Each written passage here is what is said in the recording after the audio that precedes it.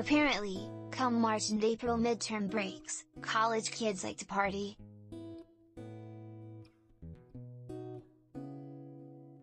Obligingly, for the last half-century or more, the South has heartily welcomed millions of America's undergrads to its 2,000-plus miles of Atlantic seaboard and Gulf Coast coastline for the traditional marathon kegger known as spring break.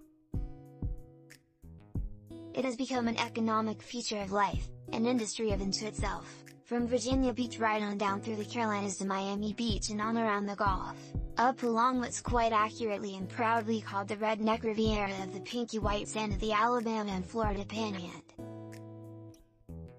It doesn't stop there. Costa Rica, Veracruz, Quintana Roo, it's all fair game. In the early aughts, corporate sponsors caught onto the party and haven't yet let go.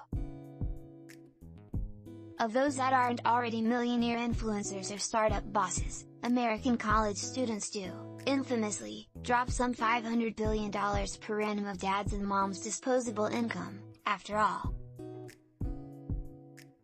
MTV stepped into the spring break game to broadcast for several years from Panama City, Florida, right in the heart of the Florida/Alabama Panhandle chunk of the South's 2-month-long rager. The reason for the length? Schools traditionally stagger their spring breaks over the time period, so that the herds of lemmings don't arrive for their screamy "oh my god you're here" sprees all at once. Some stats are useful in helping us parse the partying. In a good year, Panama City's population of some 36,000 hosts some 500,000 revelers during March and April, making it for many years the unofficial spring break capital of the Northern Gulf.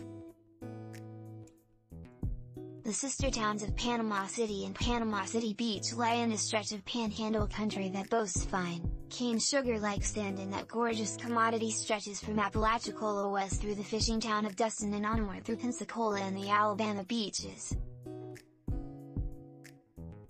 Thus the Alabama beach towns of Gulf Shores and Orange Beach, squarely on the foot of the salient that forms the Eastern Shore Mobile Bay, are, also, priorities on the spring break bucket lists.